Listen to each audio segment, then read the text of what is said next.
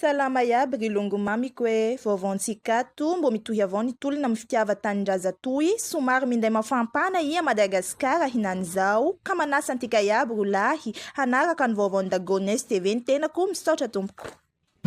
Mbola tsara sika jiaby. Akory ranandry, akory sa, akory raranitra, akory lie, miaramba to. Elaela sika tsy nitafateto amin'ny antenina ny Dak TV ity no ny antony maro samihafa. Tsy hay kosa nefa ny angina amin'izao toejava miseho eto amin'ny firenena izao. Efa ela ny fantatra fa volokano ny etaetan'ny vahoaka malagasy ary tsy maintsy hipoaka. Ninian'ny mpitondra tsy noenoina nefa izany hatrizay. Niezaka naneo izany tamin'ny fomba samihafa ny vahoaka mba hanairana ny mpitondra kanefa dia ireny miarahana hita ireny fa ny hery famoretana no arangaranga avy hatrany. Toy izany koa ny fisamborana ireo say maneho ny heviny nanomboka tamin'ireny fifidianana ny ben'ny tanàna ireny, fifidianana ny solombavam-bahoaka fa nanomboka tsy nanaiky ny vahoaka satria ireo safidiny dia nosoloana ankitsirano izao. Na olon-tsotra io, na mpanao gazety, na mpanao politika dia voasambotra avokoa rehefa miseho mianan-kendry maneho heviny. Any amin'ny tany mampihatra ny didy-jadona no tena mampiasa izany. Amin'izay indray ireo olona manodidina ny mpitondra no mandrangatra amin'ny fomba fitenenana na amin'ny haino aman-jery na eny amin'ny zotra sosialy. Vokany izy ireny no nataon'ireo vahoaka leo ny geja lasibatra voalohany. Ny rano sy jiro no takian'ireto tanora no tarihan'ny Génération Z ny alakamisy 5 septambra lasa teo, tsy ny sabotsy 7 septambra teo ihany koa. Saingy no sakanana ireo tanora ireo aneho ny heviny sy ny alahelo ka bomba mandatsa-dranomaso na lacrymogène no nitsenana azy ireo niampy ny tifitra bala rehel. Tsy faritra mena nefa ity toerana izay ny fanomezana fotoana ity izay teny Ambohijatovo izany, izay ny filoha ankehitriny ihany Andry Rajoelina no nametaka ny anarany hoe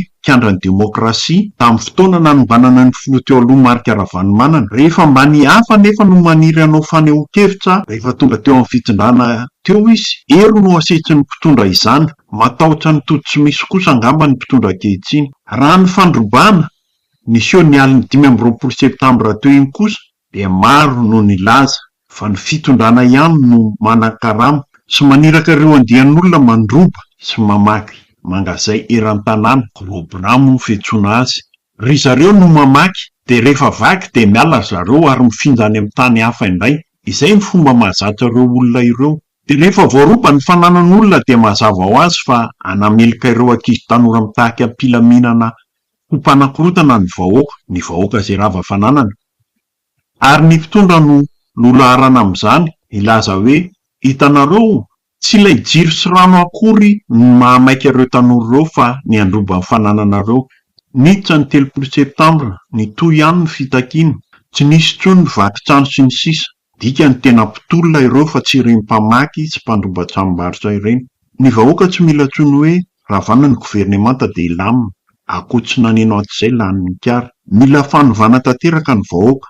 Ireny tamin'ny talata 3 septambra ireny dia tsy menatra akory Andriamatoa Jeneraly misotro ronono ry Sara Ravalomanana na i Bomba na i Rakapsily ihany koa fa dia mahasamy antsy ady amin'ireo tanora sendra azy teny Ambatonakanga rehefa niorakoraka rehefa andalo ny fiara nitondra azy. Nivoaka mihitsy moa ity filohan'ny lolo ity ary dia nanompa ireo tanora sendra azy teo nanompa reny sy anabavy na ny taonany na ny toerana misy azy izay filohan'ny androm-pahefana ambony tokoa ny ateny Merandoholona. Ny ateny Merandoholona dia tokony anana toetra toy izany ve mahamenatra tsy mendrika. Ahoana no idinan'ny Jeneraly Ramakavelo eny an-dalana ka hanompa sy teny ratsy toy izany raha haka ohatra raha samy Jeneraly misotro ronono isika.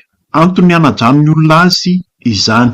Ireto zandary reto koa indrindra ny vonjana Zesisy dia misetrasetra tokoa ary tena masaha mamono olona na an-tanam-polo na olona mijoro dia vonona ry zareo mamango sy mandaroka. Or zalahy, ndao nareo alefa any Ambovombe na any Menabe na eny Anjozorobe manendrika malaso fa tsy ireo mpianatra sy tanora ary mpanao gazety ireo no anaparanareo ny herinareo sady adinonareo anga fa ireo no manan-karamanareo.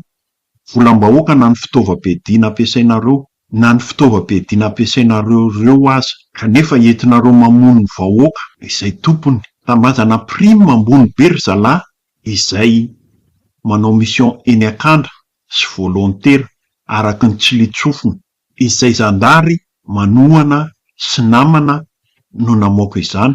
Izay no mahatonga anareo manao sorona ny gasy toa anareo matim-bola matikany kely.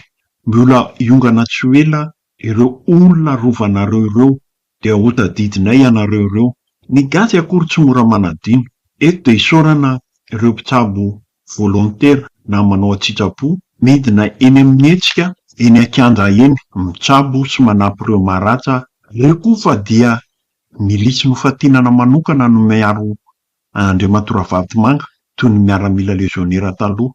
Midika izany fa tsara ary tokoa ity mpanjara malagasy ity, ary tsy matahotra ny ampiasa ireo mpiaro azy ireo raha toa ka misy mahasa manatina ny tranony sy ny orinasany. Rehefa mihetsika toy izany koa ny tanora marokanina mitaky ny zony, ary mbola ny generation Z ihany koa no mitarika izany any an-toerana. Tsy manaiky ho atao fitaovana tsy ho pijery ny toe-draharaha misy sy tsy mahomby intsony eo amin'ny firenena ny tanora ka mandray ny andraikiny. Hatreto aloha dia mbola mifikitra mafy amin'ny sizany ny mpitondra eto Madagasikara, na dia noravany aza ny governemanta dia efa tsy antsony ny tadiavy malagasy rehetra fa dia fialany lotsotro izao.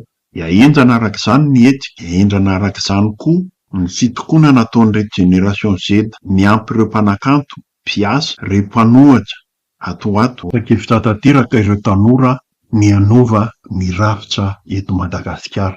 Efa mijoro koa ireo solombavam-bahoaka avy amin'ny atoko mpanohatra na ireo maleo tena toandry Gasikara Fenosoa. Fa mijoro toy izany koa ny mpanakanto maro.